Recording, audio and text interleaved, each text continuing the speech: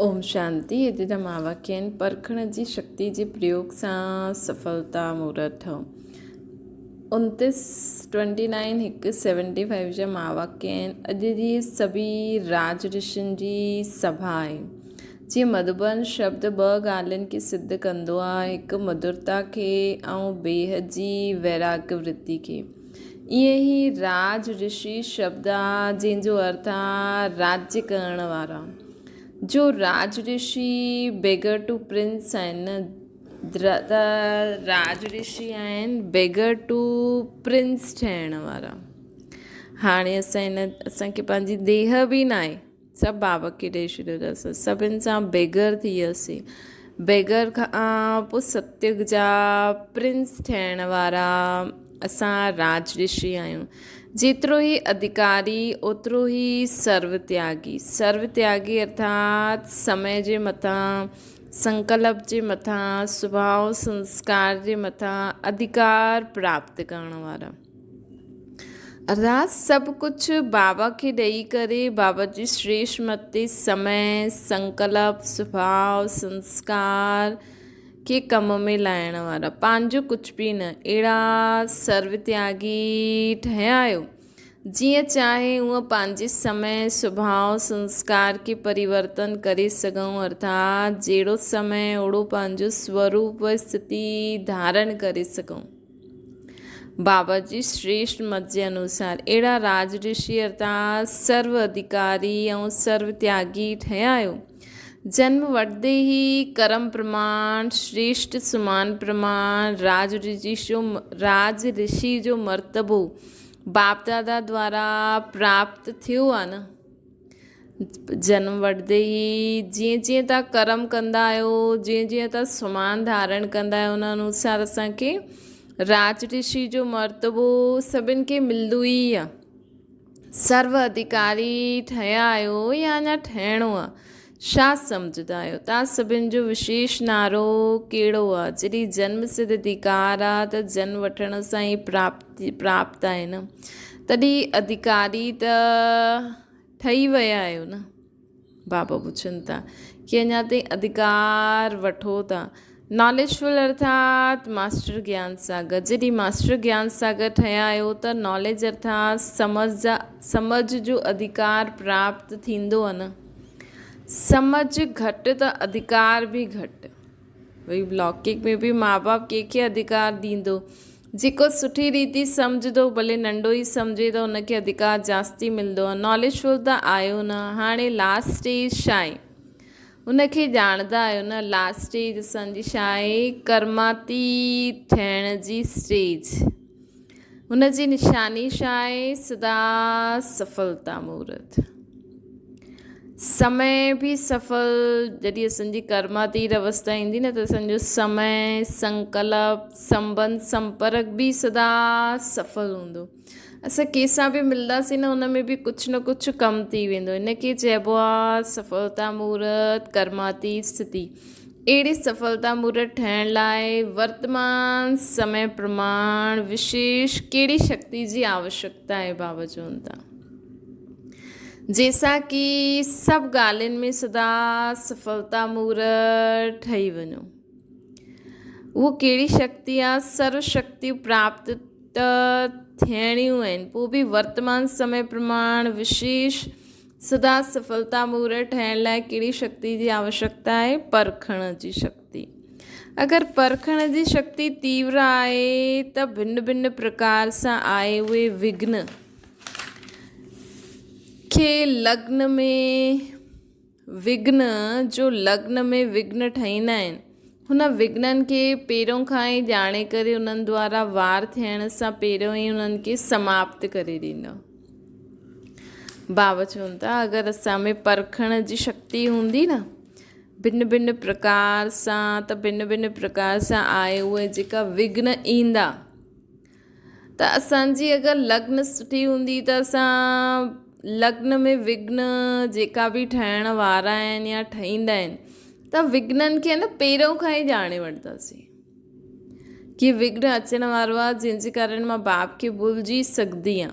त उन विघ्न खे पहिरियों खां ई ॼाणे वठंदासीं, उन द्वारा वार थियण खां पहिरियों ई उनखे समाप्त करे छॾींदासीं।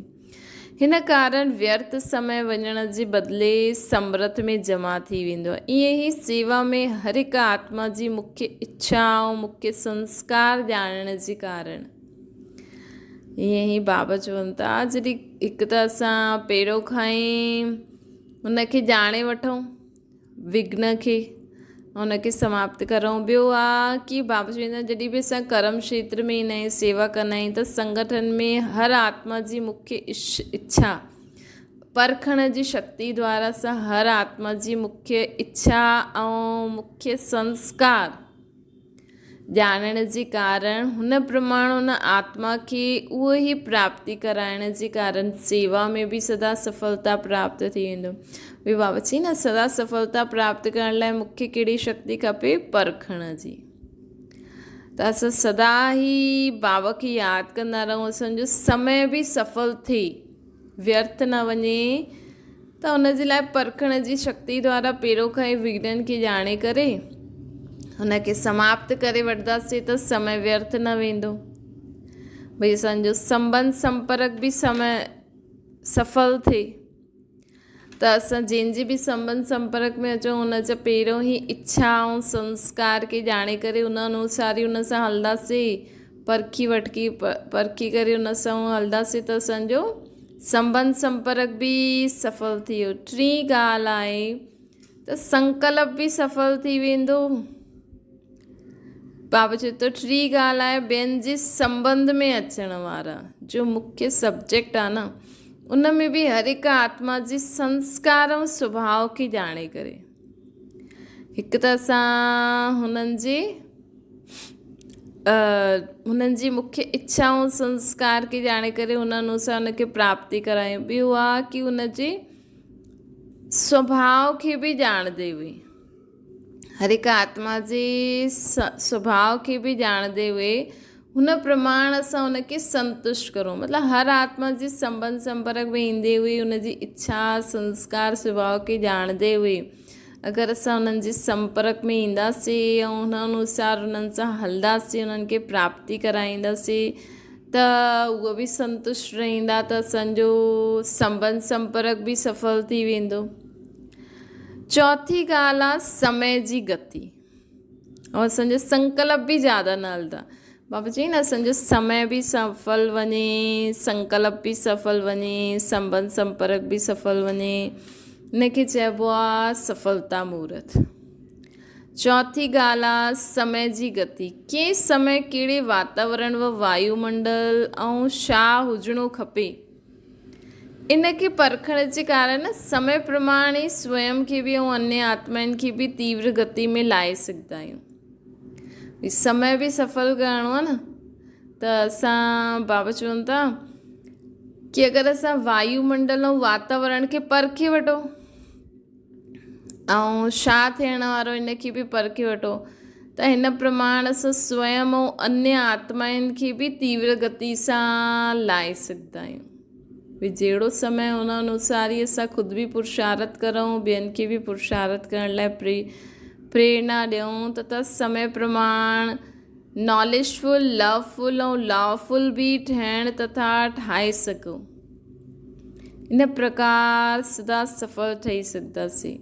भई जहिड़ो समय आहे हुन समय असांखे कहिड़ी सम्झ सां हलणो आहे, माण्हुनि सां संबंध संपर्क वारनि सां लवफुल कॾहिं हलणो आहे, लॉफुल कॾहिं हलणो आहे। न ईअं न, असां अगरि माण्हू सां लवफुल ई हलंदा हलूं, लॉ खे न ध्यान में रखूं त असां फसी सघंदा आहियूं न। त बाबा चवनि था इन करे जहिड़ो वायुमंडल वातावरण हुन प्रमाण स्वयं खे ऐं अन्य आत्माउनि खे बि तीव्र गति में लाहे सघो। जहिड़ो समय ओड़ो स्वरूप धारण करे करण जो उमंग उत्साह बि असां उन्हनि में भरे सघूं। भई सम्झो कोई भई अहिड़ो समय आहे त असां अहिड़ो समय में भई थींदो आहे भई बाबा खे माण्हू यादि करण जो माण्हुनि खे टाइम न मिलंदो आहे। भई बाबा त चवंदा आहिनि मूंखे सदा यादि करो, लेकिन कई माण्हुनि जो हूंदो आहे न, हा भई वेही करे यादि करूं, मुरली ॿुधूं, ईअं करूं, लेकिन कई ॻाल्हि अहिड़ी थी वेंदी आहे की उहो न करे पाईंदा आहिनि। त जहिड़ो समय जहिड़ो वातावरण, त उन वातावरण ऐं समय खे परखे करे असां स्वयं बि ऐं अन्य आत्माउनि खे बि तीव्र गति सां लाहे सघूं तथा ऐं जहिड़ो समय ओड़ो स्वरूप धारण करण जो उमंग उत्साह बि उन्हनि में भरे रखो। सम्झो कंहिंजे घर कोई शरीर छॾे थो छॾे त हुन समय वातावरण अहिड़ो थी वेंदो आहे त ॿारनि जी मुरली मुस थी वेंदी आहे कई ॿारनि जी। त अहिड़े समय असां उन्हनि खे उमंग उत्साह ॾियारे सघूं की उहो हुन अहिड़े समय में बि मुरली न छॾनि, अहिड़े समय में बि बाप खे यादि न करणु छॾनि, कर्म बि कंदा रहनि, बाबा खे यादि बि कंदा रहनि, मुरली बि कीअं न कीअं ॿुधनि या पढ़नि समय कढी करे, तथा समय प्रमाण नॉलेजफुल, लॉफुल ऐं लवफुल बि ठहिण तथा ठाहे सघूं। हिन समय उन्हनि खे प्यार सां संभालणो बि आहे, लेकिन उन्हनि खे लॉ बि ॿुधाइणो आहे की लॉ छा थो चए। हिन प्रकार सदा सफल ठही सघंदा छो जी कॾहिं लॉफुल ठहिणु ऐं कॾहिं लवफुल ठहिणु, इन जे लाइ इहे परखणु हुजे, इन जे कारण सदा ई सहज सफल थी सघंदा। बाबा चवनि था अहिड़ा सफलता मूर्त जे साम्हूं प्रकृति ऐं परिस्थिति बि दासी ठही वेंदी आहे ऐं उहा प्रकृति ऐं परिस्थिति जे मथां सदा विजयी ठही वेंदा आहिनि।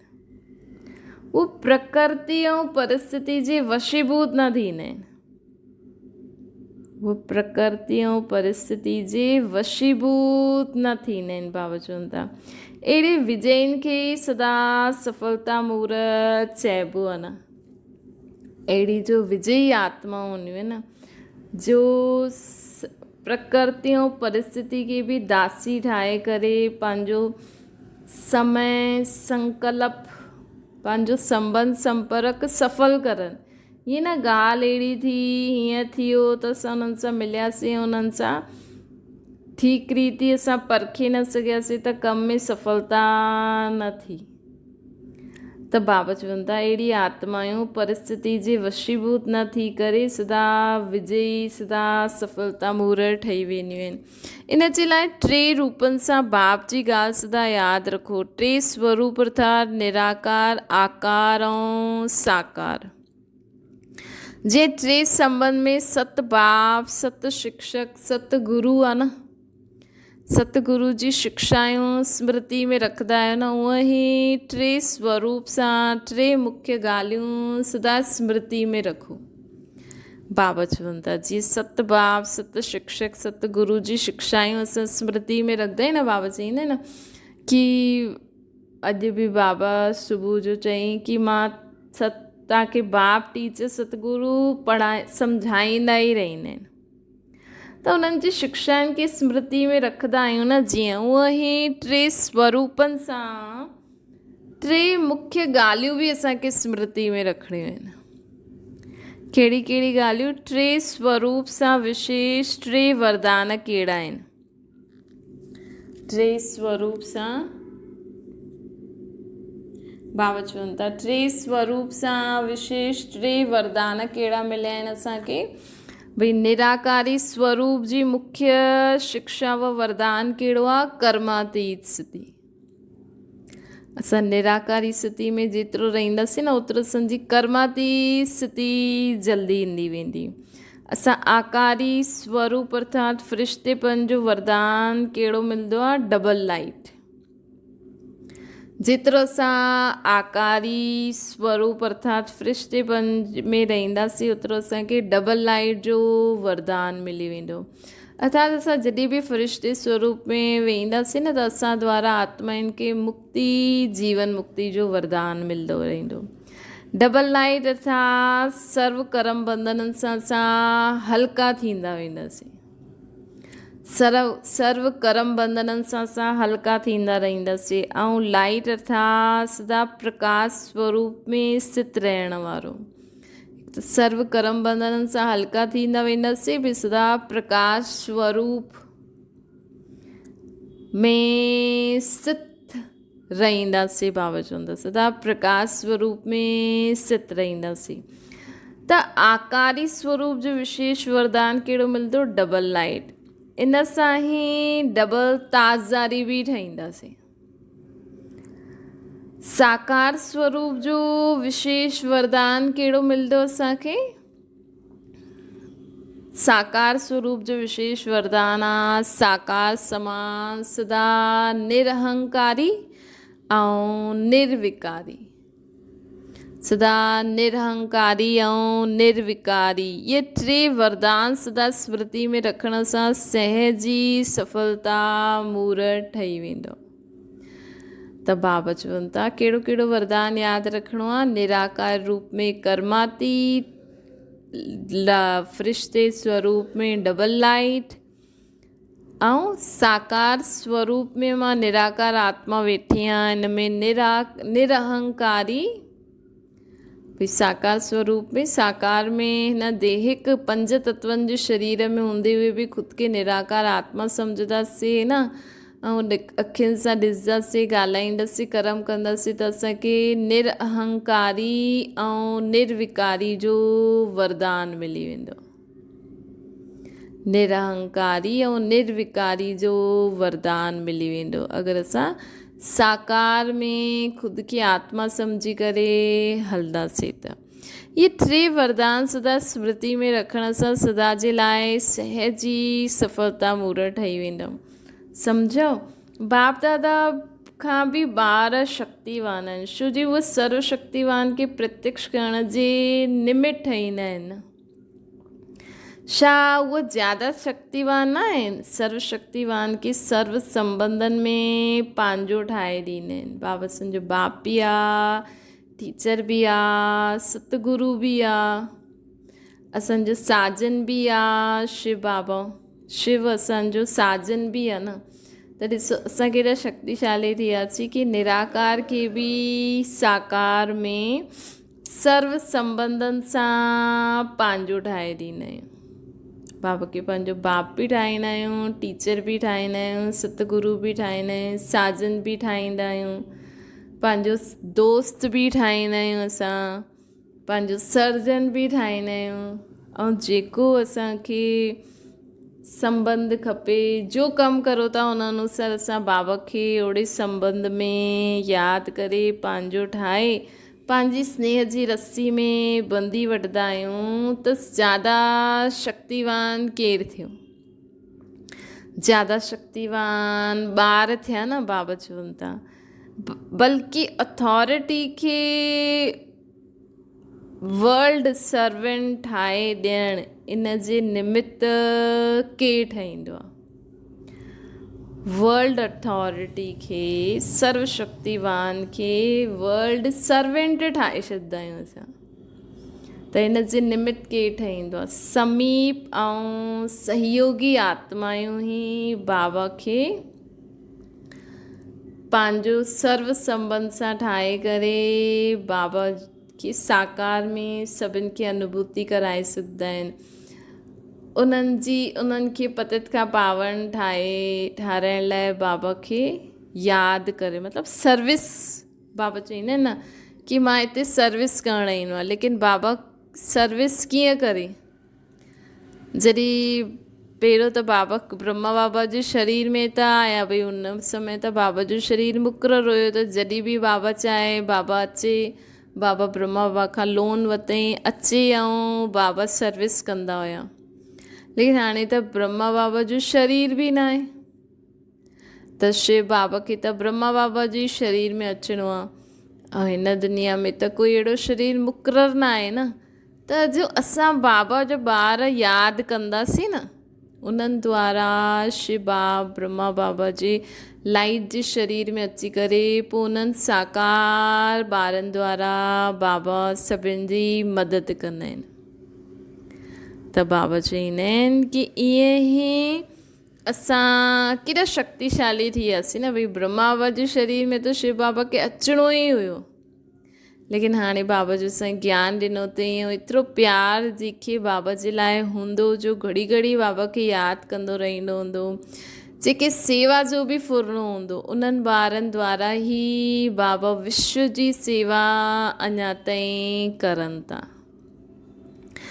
अहिड़ा सर्वश्रेष्ठ सदा बाप दादा खे हर कर्म हर कदम द्वारा प्रख्यात करण वारा, हर आत्मा खे बाप सां गॾु मिलन मनाइण जे निमित ठहिण वारा, सदा बाप ऐं सेवा में लवलीन रहण वारा, लक्ष्य ऐं लक्षण खे समान ठाहिण वारा, साक्षात बाप समान ठही सर्वनि खे बाप जो साक्षात्कार कराइण वारा, अहिड़ा लॉफुल आत्माउनि जे प्रति बाप दादा जो यादि प्यार ऐं नमस्ते। असांजी बि माता पिता बाप दादा खे यादि प्यार ऐं नमस्ते। अच्छा, ओम शांति। बाबा खे यादि करो।